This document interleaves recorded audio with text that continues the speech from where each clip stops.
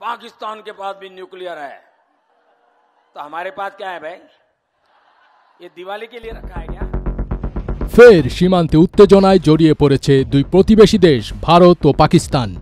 শনিবার সন্ধ্যায় জম্মু ও কাশ্মীরের কুপওয়ারা জেলার নওগাম সেক্টরের নিয়ন্ত্রণ রেখা বরাবর অঞ্চলে ভারত ও পাকিস্তানের সৈন্যদের মধ্যে গোলাগুলির ঘটনা ঘটেছে বলে জানিয়েছে ইন্ডিয়া টুডে।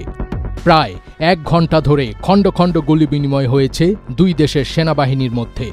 এরপর থেকে সীমান্তে থমথমে অবস্থা বিরাজ করছে।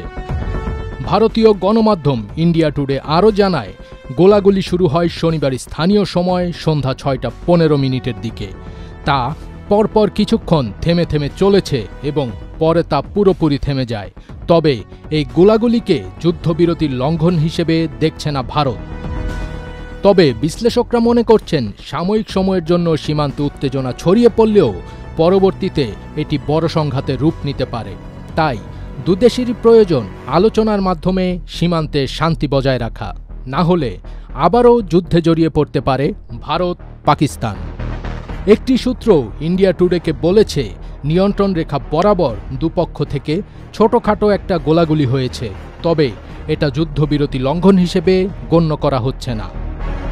পেহেলগাম কাণ্ডের পর গত কয়েকদিন ধরে দুদেশের নেতাদের মধ্যে উত্তপ্ত বাক্য বিনিময় চলছিল।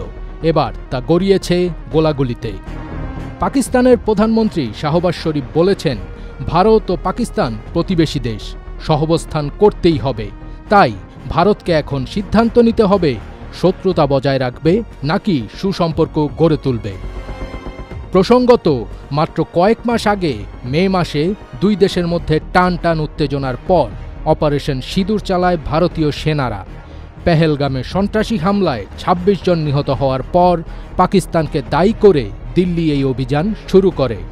টানা 4 দিন স্থায়ী ওই সামরিক উত্তেজনা যুদ্ধবিরতি চুক্তির মধ্য দিয়েই শেষ হয়। তবে এরপরও সীমান্তে ছোটখাটো গোলাগুলির খবর একাধিকবার উঠে এসেছে। গত 5 আগস্টও কিছু গণমাধ্যম নিয়ন্ত্রণ রেখায় যুদ্ধবিরতি লঙ্ঘনের কথা প্রকাশিত করেছিল, কিন্তু ভারতীয় সেনাবাহিনী সে দাবি অস্বীকার করে জানায়, পুঞ্চ এলাকায় যুদ্ধবিরতি ভাঙার খবর সম্পূর্ণ ভিত্তিহীন।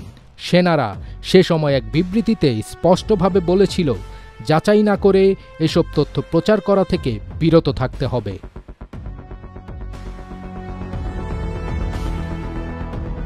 ফার্স্ট বিট তাজ, ATN বাংলা।